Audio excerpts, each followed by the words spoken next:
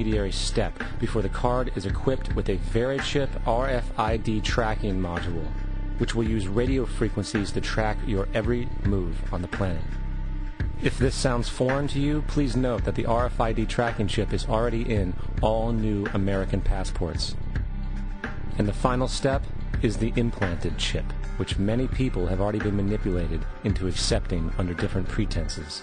We have a Florida family who are really pioneers in a brave new world. They have volunteered to be the first ever to have microchip identification devices implanted into their body. After 9/11, I was really concerned with the security of my family. I wouldn't mind having something planted permanently in my arm that would identify me. In the end, everybody will be locked into a monitored control grid where every single action you perform is documented. And if you get out of line, they can just turn off your chip, for at that point in time, every single aspect of society will revolve around interactions with the chips.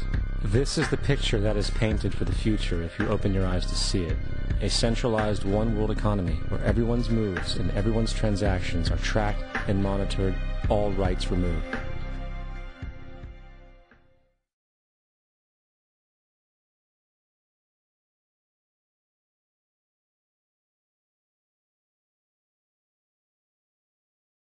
Something has to change, though. They have to find a better way to identify the bad guys, or the rest of us are going to stay home and watch the world go by on televisions.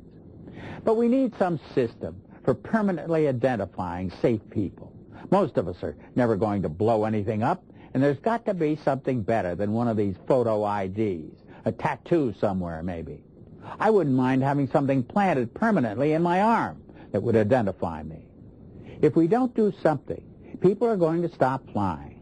If they stop flying, and I don't go to the Giants games, it means the bastards have won.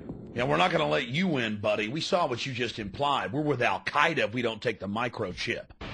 Do you know how to keep your children safe? We'll tell you tonight. In the next year, you'll be able to use your teen's cell phone to locate them 24/7. Younger children will get a small global positioning device hidden in their wristwatch or backpack. And just around the next high-tech corner, an electronic chip like this that can be implanted under your kid's skin. Let's say children in your community start wearing wristwatches with GPS devices in them. Can't that only be a good thing for the community if it keeps children safe? I would love that. I mean, what's a parent's fear? I think it's a parent's obligation to ensure that their children have a chance to mature, to grow, to realize their potential. And if it means it's Big Brother, so be it. You got to do what you got to do to keep your kids safe. Civil libertarians, eat your hearts out. Civil libertarians, eat your hearts out. All right, we got the Van Dams, we got this little girl Elizabeth Smart, we got this girl in Pennsylvania, we got Samantha Runyon, we got this other little girl, one after another, after another, after another, after another. And the parents around America saying, we can't even allow our kids to play in the front yard. Is there anything, technologically speaking, that they can do that could help in a situation like a kidnapping? Is there, for example, a microchip, a watch, a tracking device we can use for our kids? We are working on a product that we have called internally a PLD.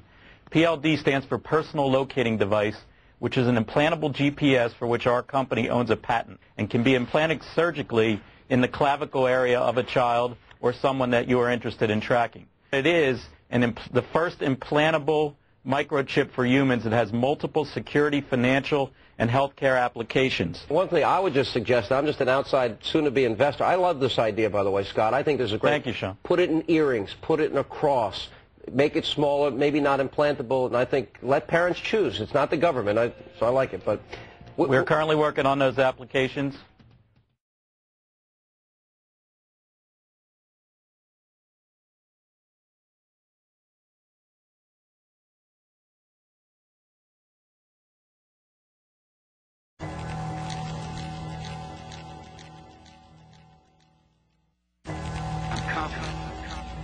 That by working together, we can win the first war of the 21st century. And that is the war of cold-blooded killers against cold-blooded killers. first war of the 21st century. Cold-blooded killers. Against cold-blooded killers. The human mind is like a computer. No matter how efficient it may be, its reliability is only as great as the information fed into it. If it is possible to control the inputs of the human mind, then no matter how intelligent a person may be, it's entirely possible to program what he will think. And yes, it's even possible to program people to laugh at the mere mention of the word conspiracy. Using television as the prime example of how mental programming and mind control works, television is the most powerful weapon of psychological warfare in history. And yet television, for many people, is a member of the family in the household. Why don't we look at all of those options?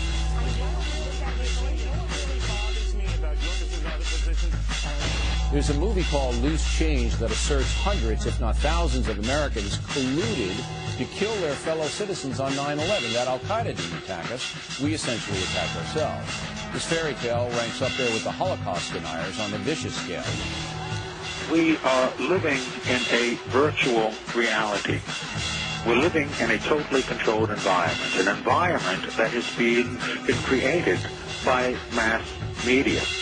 Now, many people, especially young people, accept unquestioningly the reality that is presented by the media.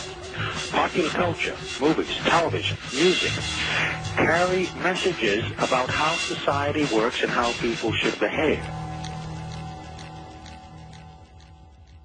The ultimate control is to control people without their conscious awareness. Again, television is a prime example. Think back to whenever you have observed young children or older adults sitting, watching television. They have this glassy-eyed, vacant look in their eyes because they are in a trance state, in a hypnotic state of mind. Now, as Charlie Sheen ranting like a lunatic about the September 11th attacks, now word comes that Sheen will be narrating a new film about 9/11 conspiracy theories. Joining us now, nationally syndicated radio talk show host Mike. They do not want you to think too much.